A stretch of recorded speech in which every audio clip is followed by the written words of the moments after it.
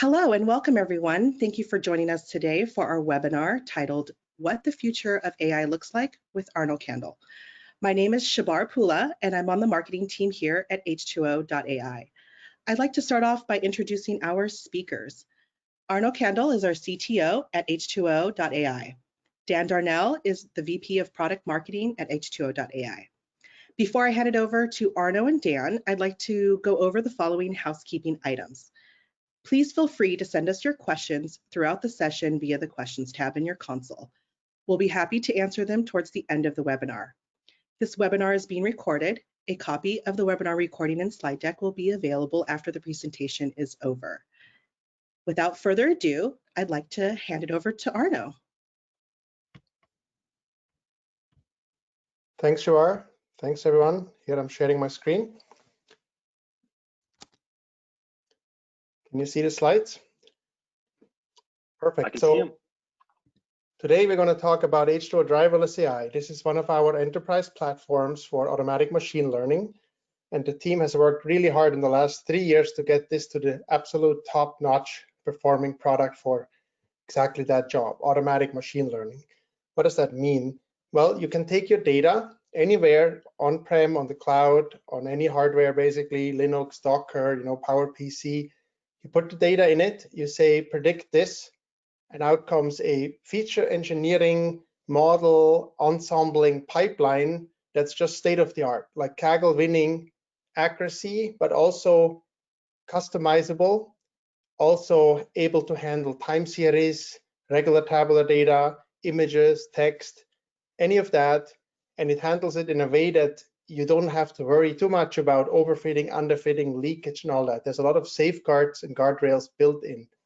And in the end, what you get is a production pipeline that you can take outside of the product, standalone, into Java, C++, Python, R, databases, Spark, UDF, Hive UDFs, Kafka, Microsoft SQL, Postgres, Teradata, wherever you want, you can score new rows of data, either batch or individual rows, in a low latency fashion, and out comes the predictions. So we're masters at taking your data, building a good model, but also converting that model into a pipeline that you can take anywhere else, right? So even a Raspberry Pi could make predictions that are very accurate, because in that pipeline there is feature engineering, different models, different splits of the data, different viewpoints, TensorFlow, PyTorch, XGBoost, LightGBM, whatever you want, and you can make your own stuff even. So this is what we do in a nutshell. The product has been out for 2-3 years now, as I mentioned earlier. It has been grown tremendously over the years, and you see at the bottom there, this is the new innovations in 1.9. And there are many things that are here on this slide. This is just the full complete roadmap slide, but I will show many of those pieces in the coming slides. So we don't need to go over all these details, but roughly speaking, one of the major features of Driverless AI was the custom recipes so far in 1.8, the long-term support version. And 1.9 will add to that with new recipes that our Kaggle grandmasters have authored, and we have ported over into the out-of-the-box experience for you. So there's more transformers, more models, more scorers, and also new data recipes that you can attach to the experiments as a pre-processing step. Let's say if you want to convert your date into the day of the week upfront one time in the pipeline, that can now be done in a Python custom recipe fashion that's part of the overall pipeline. You can also have scorers look at the full data, so you can do fair scorers, like not just the most accurate model, but the most fair model, right? Yes, please. I was just going to comment here that I think this is a fantastic capability. And when you think about all the different use cases that organizations have, a single automated platform can't possibly solve everything that an organization has. You have to be able to customize to fit all the different use cases. And so adding all of the recipes and even the advanced settings give us just tremendous customizability, so we can do more and more use cases for customers. It's great stuff. Absolutely. One of the examples here is the zero inflated models. That's for insurances, right? When they have a lot of claims that are zero because nobody actually claims anything unless they have a car accident, then it's like 5,000. So there's a peak at zero, and then there's a distribution of non-zero values. And for that, you can make a specific model that's better than a regular model. And we did that, and that recipe is now part of driverless 1.9, and everybody benefits from this. So customers' feedback gets incorporated into the product, and anybody can build their own. For example, this computer vision recipe is now part of the 1.9 release as well. So you can bring images, and automatically it will fine-tune these pre-trained models. It will do neural architecture search, figure out the best architecture of the neural nets. It will train on GPUs if you have them, and it will produce a scoring pipeline that you can score on a CPU. So this, for example, is an example here of the different architectures you get here in the world of image computer vision, right? There's hundreds and hundreds of models, and one of our Kaggle grandmasters has automated himself to an extent where it's almost frighteningly good. Like, he's afraid to win Kaggle with this, so that he, has to recode it outside of driverless in case they don't allow participation in the competition with driverless. But they do actually now say that driverless is allowed in Kaggle competitions, at least in some of them. So it's going to be an interesting future to see how all these smart steps are being automated, and the augmentations and the learning rate schedule and so on. For those of you who know deep learning, it's all about tuning the actual graph, right? The deep learning model itself is just a brute force monster that multiplies numbers, but what things you let happen in there at what point in time, that's what determines the overall success of this pipeline. And you can see here in our latest version, there's even feedback to the user. Even though it's running in this automatic fashion, it will tell you which image sections here are the pixels that determine that this is actually a mouse, or which model mistakes are still in the current model. For example, this one, he thought it was a dog, but actually it's a mouse, or this one thought it was a cat, even though it was a mouse, and so on. And also you can see how it's augmenting, so it's distorting the pictures a little bit, and so on. So there's cool stuff coming, and of course everything is MOJO-fied, as we call it. So the image vectorizer transformer is this 86 megabyte piece in the pipeline that turns the image into a numeric representation that gets fed into the LightGBM model to make a final prediction. In another version of this, you could have a single image model that takes the image and spits out the 3 probabilities. So it doesn't have to go through a XGBoost or LightGBM model. It can also be all a neural net. And we have both versions in driverless AI 1.9. And this is how easy it is to score, right? You import the runtime for scoring, a data table, but data table is just a small wrapper to pass the data so that it's consistent with what we expect inside. Then you load the state. This is a protobuf definition, and out comes a prediction when you pass in a image path. So this is the cat Hannibal, right? And you see that it thinks it's a cat. So that's how fast it is to make model predictions outside of driverless. This is in a regular Python Jupyter notebook, let's say, or terminal. And this happens also on a Mac. It works, in Docker, whatever you want. You can make it inside of a database. Once we have the Java version for this integrated, everything is coming together quite nicely. So we love this extensible platform. And before we go to the BERT models, let me just show you a quick live demo of the image recipe, how it looks like. So when you take a folder with images, let's say I have cat here, I have a bunch of images. Do you see this here? You see my images, right? Yep. Cats, and then you have a bunch of dogs and so on. I can zip this up, compress here, and I can pull over this archive into this driverless AI that's running here. Okay, so I'll just take this and I pull it over, and now it's uploading from my laptop. So hopefully you can still hear me as my bandwidth is being used, but I'm uploading this 30 megabytes into the cloud on Amazon right now, where our system is running. And now we have this archive, and this archive consists of these 267 images that have 3 labels: mouse, cat, and dog. And all I did was upload a bunch of images. So it automatically figured out that there are these 3 labels, and it also shows you the preview of these images. So this is how it works.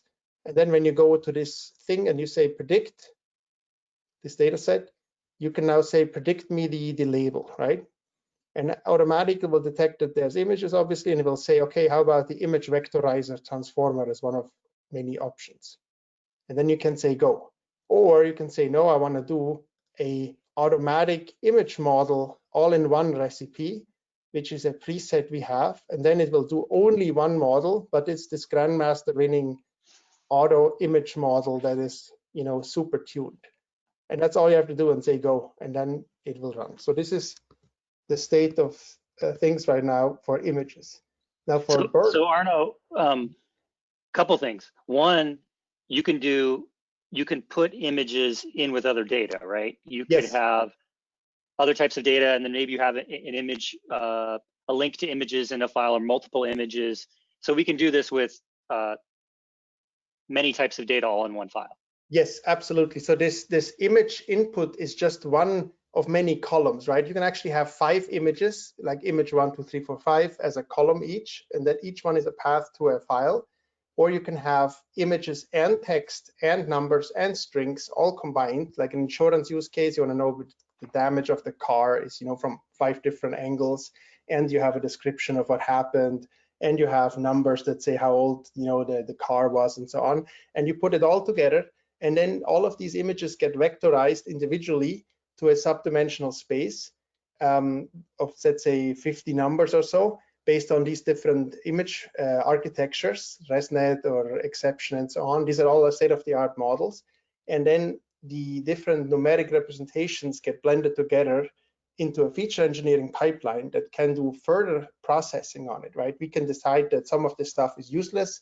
We can drop those features, or we can blend them together. We can cluster some of these together with BERTs. You can say, if the BERT model that I'll show later, if the BERT model sees some structure in the sentence, and then it sees an image that represents something that's more like, big damage, all these sharp corners in the picture, or you see glass on the floor or something, and that image will then say, yeah, I see glass on the floor. That's not too hard to see that there's damage, right? So it will then basically combine the words and the image pieces and make an overall light GBM model that gets all these inputs fed to it. So it's not just deep learning, it's deep learning and statistical learning, and you can do a lot of stuff with this as a component. And you also have, looks like there's just a ton of different techniques. And I would imagine if someone was doing this type of project, they'd probably pick one, and we can explore all of those, right, for them and figure out what the best one's going to be. Exactly, and definitely together with BERT, this is also state-of-the-art technology that came out of Google, right? This is a bidirectional encoder representation from these transformers, so it's not just looking at the last word, but looking at the next few words and previous words, and then looking at the overall structure of language almost. So it's not just for one language, it's also for multi-languages. You can even translate from one language to another.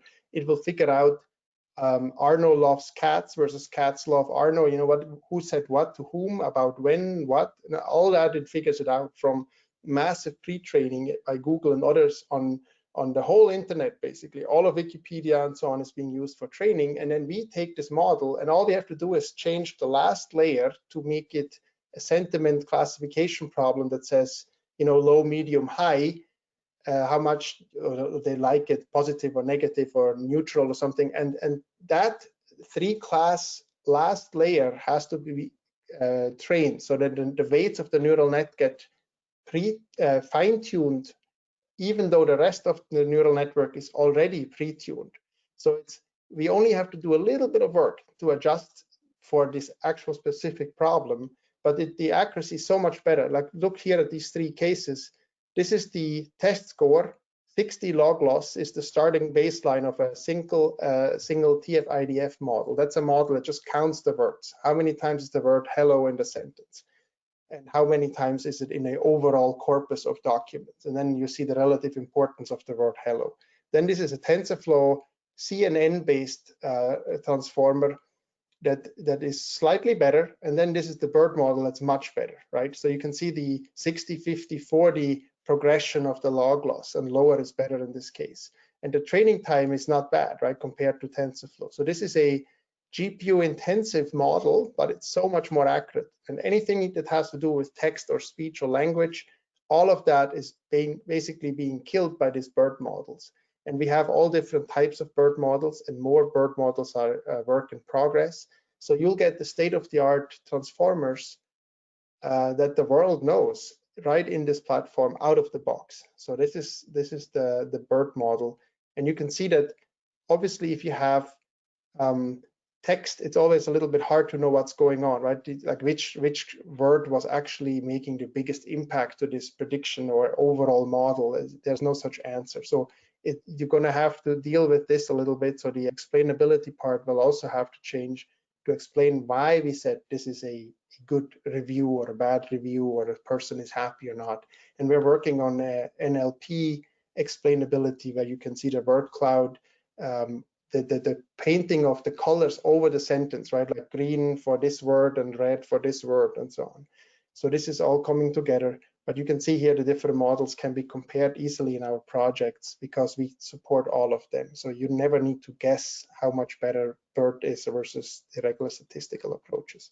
And it also has a MOJO. So this is an all-in-one deep learning model, takes the text and spits out 3 numbers for the 3 probabilities. And again, you can score, I hate you, it was okay, and I love you. The hate you is negative, I love you is positive, and the neutral one in the middle is slightly positive because it was okay, yeah, slightly positive, right? So this is definitely, you know, easy and simple and works. So that's that. Anything you would like to add, Dan? No, I think that was good. I mean, I think what I know about BERT is that it's just, you know, has that additional context in there of the words around matter, and because it was trained across all the internet, you know, it's just much smarter than other techniques that you could use that are using, you know, simple like word to vec. You know, I'm just converting the word to a vector. Okay, well that's good, but this is way better, right? Because it's a transfer learning model approach. Yes, exactly. Yeah. You're bringing basically a brain of a human level, you know, neural network into this product out of the box, and it looks at the text and it understands it. It doesn't just have to start training from scratch by counting just the statistics of each word in just that document. It starts with the knowledge of all of the language itself.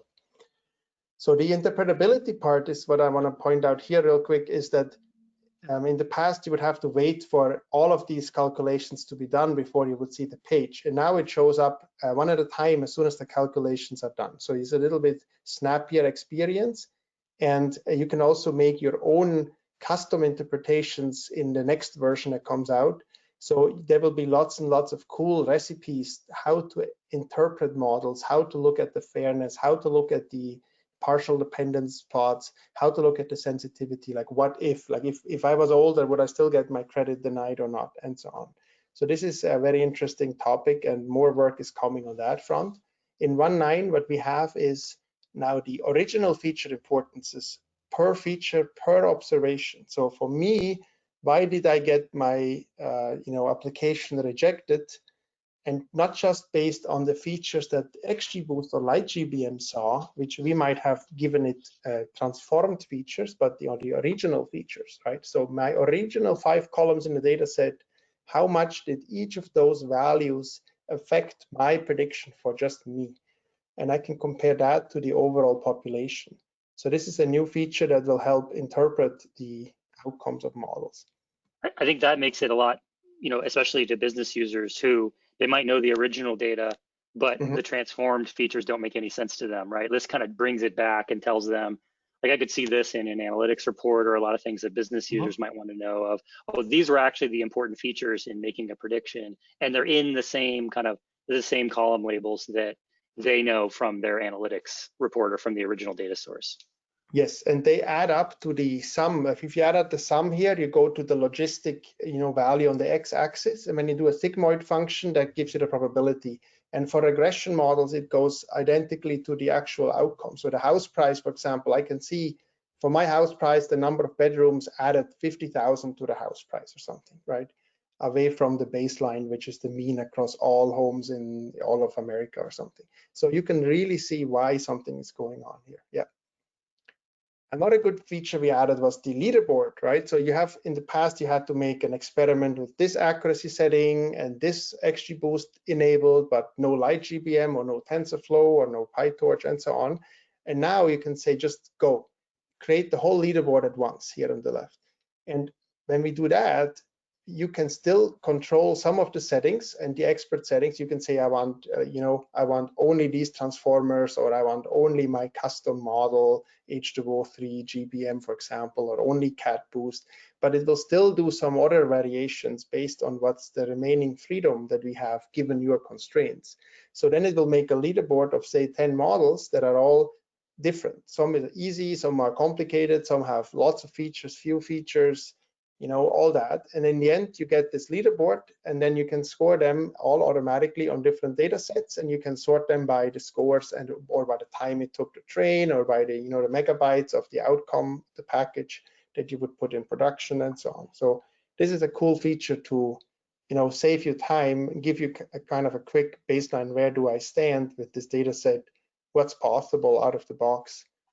And how much penalty do I pay if I have to put this monster model in production or not? Basically, maybe it's 500 more megabytes, or maybe it's 50 more milliseconds to score, or maybe I don't really need it. The simple model is good enough.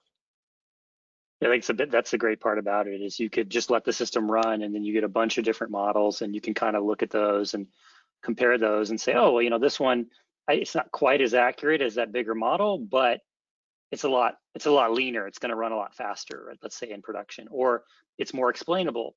And now you can kind of easily see that here, which I think is great.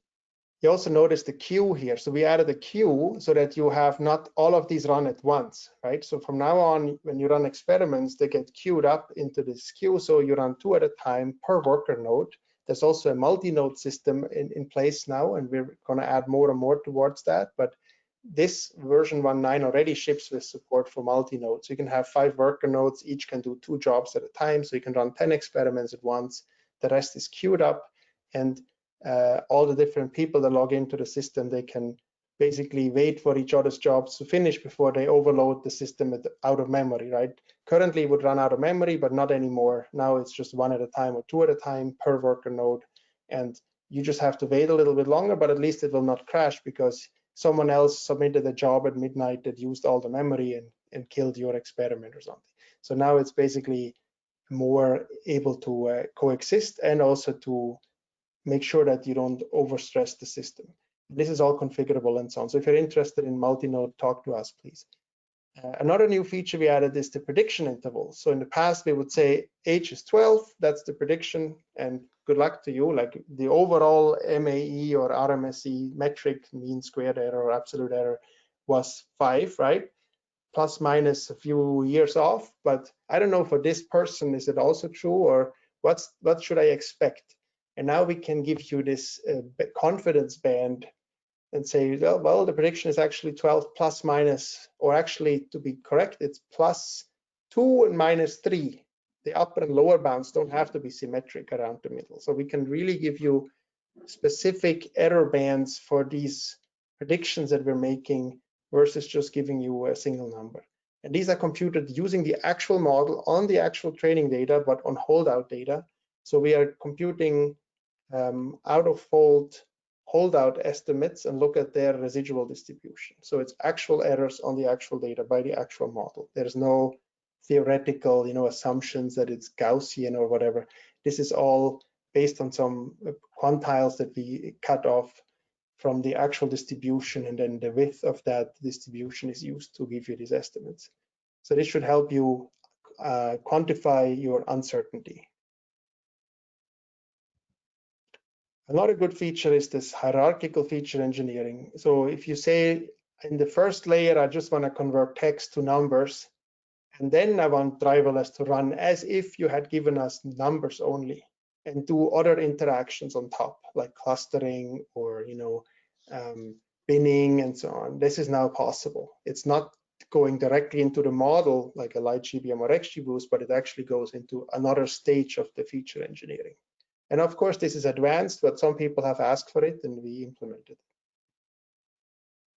You also have custom visualizations. So the author of the Grammar of Graphics, the book and the theory behind Tableau and ggplot and all these other packages that visualize stuff, he is with H2O, right? Has been with H2O for many years, a good friend of mine, previous company and so on. So now his Grammar of Graphics is available to you, and you can take your data set and say, visualize this and this, you know, lowest plot or grouped box plot with his statistical rigor, and get the best visualization possible on your data for your column.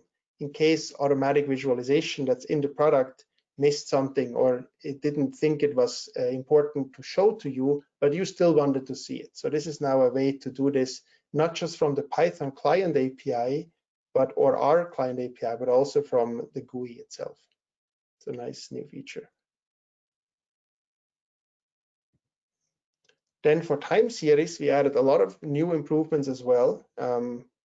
Now in the COVID situation, people are asking for, can you predict the COVID spread itself, right? And one of the many ways we can do that is by using a epidemic model that doesn't just remember the past, Christmas sales, some kind of a stationary, repeatable thing that happens every Christmas. This is different. This grows in some fashion, and this curve, how it grows, is governed by these differential equations here that are physics, right? They're saying, if you tell me how much the growth is from infected people to people who are, potentially able to, get infected, and this is the spread rate, then this is how it will grow. And then people who are sick, they stop being sick for one or many reasons, and then that is another conversion rate, and so on. And then people who recover will for some amount of time not be infectious, and so on. All these things, they add up to this overall system of equations, and we integrate that up over time given your original data here, and we predict that is the future of the evolution given the parameters here. But these parameters we also have to first find, like what's the spread and so on. Now if you give us tight bounds that you can actually customize, you can say I want the spread rate to be exactly this much, then we have less freedom to choose, right? Then it becomes your model. Otherwise we will optimize the best parameters based on a SciPy optimizer. So you can give us as tight bounds as you want if you're an expert in epidemiology. Otherwise you'll just say run with defaults. It will predict something. This curve that it predicts, it will subtract from the actual signal, and it will give the residuals, the remaining signal, to the model and say, XGBoost, now globally look at all the countries, subtract their trend, and then fit a residual model. So we do this trend fitting on each group in the time series world. Let's say if you have a data set with many separate time series, we automatically detect those and make a fit for each of them, subtract it, and then fit a global model. And there are other models, constant linear logistic and so on. It doesn't have to be this epidemic model, but basically time series got a lot smarter. And you can see our team, we have 16 Kaggle grandmasters on staff at H2O out of the 180 in the world. So we have a good chunk of them. And Casanova, and others, they have placed consistently in the top rankings for Kaggle COVID forecast competitions in the last few weeks and months. So they know exactly how to model, and they're helping us implement these methods. And we're also able to go to the Walmart M5 forecasting competition that just finished a week or so ago. And out of the box, driverless, if you just give the data and say go, will land in the top 6%. And if you add this custom recipe that has a good Tweety loss, then you get into the top 3%. That's better than even Mario's, the former #1, was able to achieve himself, right? So this is quite remarkable. So the overfitting protection is working, and the generalization of these features here, exponential weighted moving average across lags, all this stuff is computed by driverless and found to be valuable features for this competition. This is highly non-trivial to do by hand, but you can still inspect them and understand it, right? You can see that there is a moving average, an exponentially smoothing, basically, of these features of different lags in the past. If you make this statistic aggregate over the history, that is a good feature. It's not just a neural net that says, oh, I did some LSTM math and here is the outcome. No, this is actually giving you the reasons basically why it's working. It's because it made the right features that you can interpret. And of course, you get a MOJO pipeline out of this too. You can put it in production. So this is a quite remarkable result. So Arno, what you have is a system that can take a data scientist who maybe isn't an expert in this area and allow them to build and deploy a model that really is best in class, world-class model for that. And they have all the stuff they need there to interpret, like what features were built, and they can look at all the reports, and so they can understand what happened, but they don't have to know whatever technique necessarily was under the hood, right? Yes, there is also an auto report. If you haven't seen that yet, not only do we produce the scoring pipelines, but we also produced an automatic report, a doc file, a Word file that's like 20, 30 pages Word file that explains everything and says what happened. So you're not just getting the best baseline performance of anything, even better than humans sometimes, but you're also getting a report with it that explains what happened, right? And if you're an expert, then you can do more. You can say, oh, wow, interesting, let me do some more features of that nature. And if you're a beginner, then you can say, well, I'm pretty sure it's pretty good, right? But in the end, nothing will help you other than real testing on real test data that's in the future, right? So if you take this and measure it in the next week or two and see how it does, that's the real measure. And that's what Kaggle does, right? So Kaggle gives you a test set, but doesn't give you the answer. And then you make submissions for it, and they will tell you how you did. And that's exactly what gets us here to this 189th place out of 5,500 teams, right? This is the ability to forecast into the future, and you have to do the same. So no matter who you're doing the modeling with or from or whatever, you always have to have a train validation test, some kind of scheme where you know what's going on. And driverless AI does take the training set, automatically cuts internal validation pieces. So usually you just give us training and we do the rest. However, if you have time series, you do want to give us a little bit of the test set just so we can know, without the target, of course, just so we can know how long you want to make predictions for. Or you have to tell us, because otherwise we don't know, you want to make predictions for a week or for a year or for just the one next day. So some of those things you have to tell us, right? And by giving us the test set, in this case here, we could tell, oh, okay, you want predictions for 28 days. That's the forecast horizon. So we can automatically determine the best tuning parameters to backtest this 1 month's forecast because you gave us the test set. The most important thing in all of machine learning is always to know what is it that you are asking the machine to do, right? Is it fitting, or is it generalizing for the prediction later, or is it both? Or what do you actually want? Do you want the best training error? No, most likely not. You want the best validation error. But what does it mean, validation? On what piece? Is it always the future? Can it be 5 faults, like random faults, or blocks over time, or blocks over zip codes? Like I train on these zip codes and then I test on different zip codes. This is called a fault column that you can also provide to us, right? You can give us the zip code column and say stratify by that, and so on. Like that's the work that's left for the expert to understand. What do you ask the system to do? But once you say, please find me the best model given this validation scheme, then the machine should do the tuning, right? Because it's better than a human at trying all these thousands and thousands of options. And that's exactly what driverless is doing. And even if you're an expert, you notice that it got to like 189 out of 5,000. Like someone could take the information they just got from running driverless and continue to work on the model from there, right? Absolutely, yes. You can take this as a stacking, like this just one number, right, in an overall ensemble of other models. And then you have another model on top that decides for which row should I take which number as input to what degree. And so if you were a Kaggle grandmaster, and since this is allowed to be used even by the Kaggle terms of service, right, you could build a stacked model together with your other stuff and include driverless.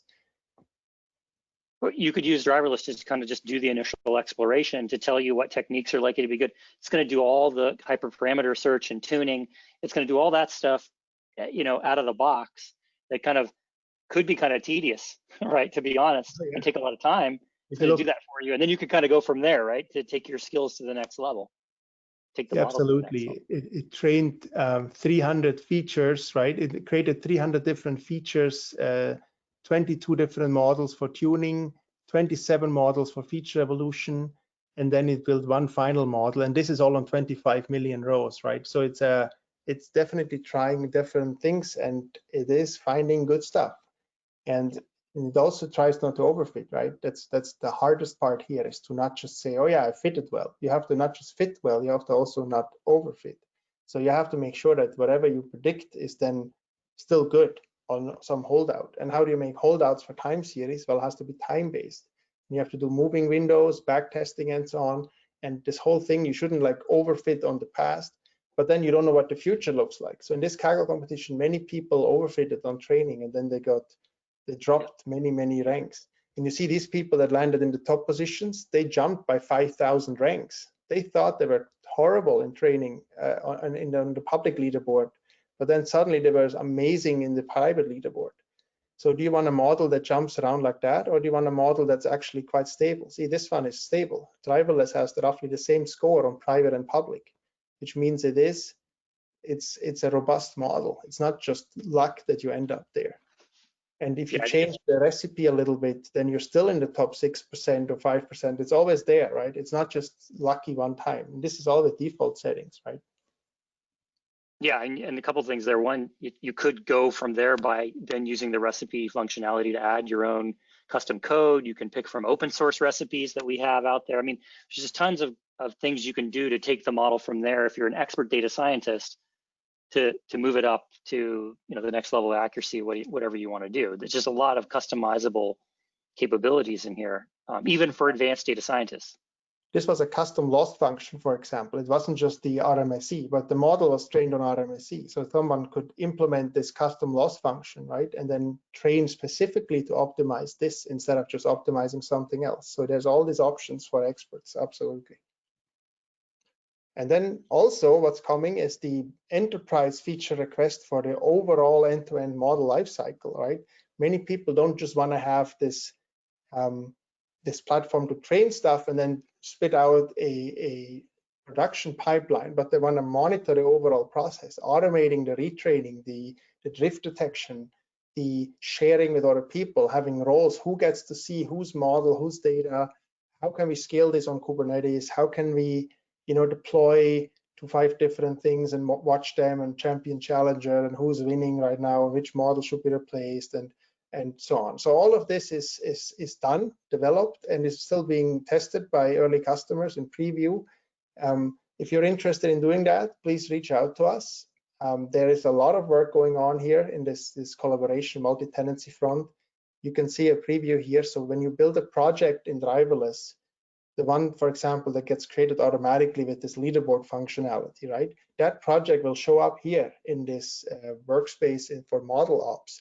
And then you can see the model and you can see, okay, so who has deployed it? How many alerts are there? Oh, it hasn't yet been deployed. Okay, let me put it in production. So I can then basically say, go to dev or to prod and play with it.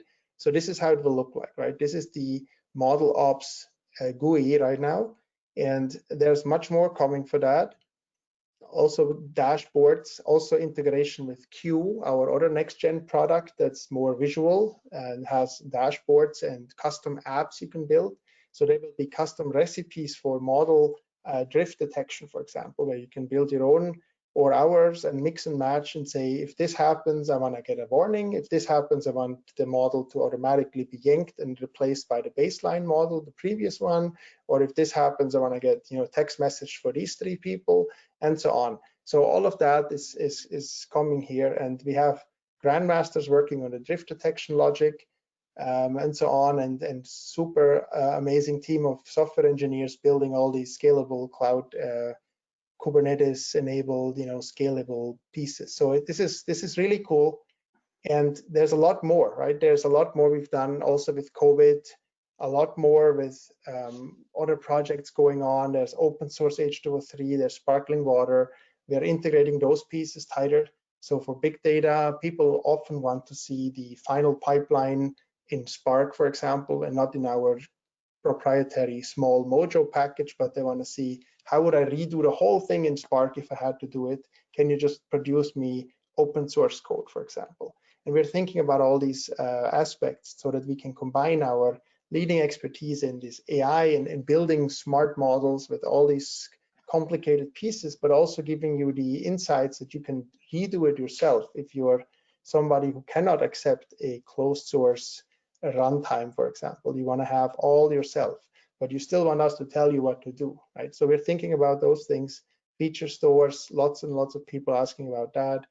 There's definitely a lot going on in the field of AI right now, and machine learning is more important than ever to navigate through this world and to adapt to the data that's changing and the reality that's changing. And I would recommend for you to try H2O Driverless AI if you haven't already. It's a 21-day free trial, and it's free for academics. So if you are a student or you're a Kaggler, you want to play with it, ask us, you will get it. And you can also learn about it. There are tutorials, self-paced tutorials, and also instructor-led tutorials where we teach you how it works, what the caveats are, what the, how data science has to be done properly, and how driverless automates those steps. And there's a lot there to learn. It's always worth reaching out, and there's a community, even a Slack channel where you can chat with us. So there's definitely a lot of interest, and I would like to thank you and the team also at H2O for doing this project. This is just one of many projects that our relatively small company has put together, but we're growing, we're hiring, we're very much engaged with customers. So thank you for your feedback. I would love to hear your questions. All right, there's a ton of questions. To be honest, we won't be able to get to nearly all of them. I tried to skim through to see if I could find some ones that were kind of relevant to the new 1.9 features that we're releasing here. One was, will the image processing work on radiology images like X-rays? Yes. I mean, if the image isn't like 5,000 megabytes or so, then it should be fine. If it's super big, then you need to have a bigger GPU, right? A GPU that has 32 gigabytes of memory, for example, or something. And you will talk to our grandmasters that are doing those image competitions to figure out what is the best recipe for that specific recipe. For that specific use case. But we are working together with large pharmaceutical companies on just those use cases. So there's definitely a need for that, and we're addressing it this way. And yeah, I think the cool thing is you have CPUs, so you could use CPUs to do, we can vectorize the images and use CPUs, but we're GPU enabled, right? So if the use case demands GPU power, like you have that and you can use that, and it's just much more flexible than some other things I've seen out there.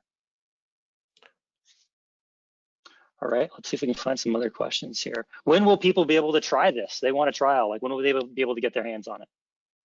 My best guess right now is next week. I promised the team next week will be a release of 1.9. So the fingers crossed we'll get it out. We're in final testing right now, and I was able to make all these demos on the real product. So it's ready. It is 1.9.0, so it's not an LTS yet, but we will deem it LTS grade later this year, in a month or 2 or 3, depending on how it goes, how customers react. And then we will support this version as the next LTS. And also one thing to mention is all your experiments you ran in 1.8 will still work in 1.9. So we did not deprecate anything. You can predict, you can score, you can, MOJO will continue to work. You can look at them in MLI. Many things are just perfect. Like even custom recipes will continue to work. We do massive amounts of testing that this is all the case. So you will not lose your stuff, but it might not be the same way in 2 months for some of these new features. They might change slightly. So that's why we don't deem it LTS yet in the beginning. It's not because it's buggy, it's just that it's not the final long-term stable state that many of the enterprises expect from an LTS version. But we will not ship anything that's buggy, right? We will just ship less until it's good, and then we ship it. So the quality is extremely high. We test more than ever, day and night, and the team has done a great job in the last months and years to really make sure that no matter what data you throw at this, it will work. No matter how many GPUs you have or don't have, no matter how many experiments you run at the same time of what kind, TensorFlow, PyTorch, NLP, whatever, it will run. Looks like we have maybe time for one more question. And this is a simple one, but I think a good one. What is MOJO scoring, right? And how is it used? I think this just hits at one of the heart key differentiators for the platform. Yeah, let me show you in the beginning this slide again here. So what really happens is we convert our Python pickled state, let's say, that we fitted in the model.fit command we do internally, and we convert that to a serialized protobuf definition of what's in that fitted state. So the fitted model, tree splits, the embeddings for neural nets, the split points for binning, the lookup tables for target encoding, all those things are listed on 100 megabytes of bytes, right? And that is being loaded by a runtime that's either Java or C++. And hence, you can run it in anything that has to do with any database, any Spark, Hadoop, Kafka, you name it. It can run on a MacBook.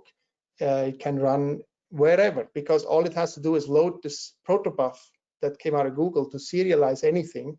And once it's loaded, all you need is a runtime that says, oh, given this, I need to do this, to score. So when a new row comes in, you basically take our runtime, you marry it with this state. This is this example here. This DII MOJO model is the runtime, and the state is this MOJO file. So the runtime loads the state, and then you can make predictions. And this is the MOJO. It's really just a state that is the fitted thing that comes out. And it's not just a model, it's the whole feature engineering pipeline. And it could be hundreds and hundreds of features and 20 models all ensembled together, for example. The whole thing comes out as one blob of bytes, and you just plug it into the runtime and say predict. Great. All right, well, I think that's all we have time for. I'm going to turn it back over to Shabar. Thank you. Thank you, Arno and Dan, for taking the time today doing a great presentation. I'd like to say thank you to everyone who joined us today. The presentation and slides and the recording will be made available on our follow-up email. Have a great rest of the day, everyone. Thank you.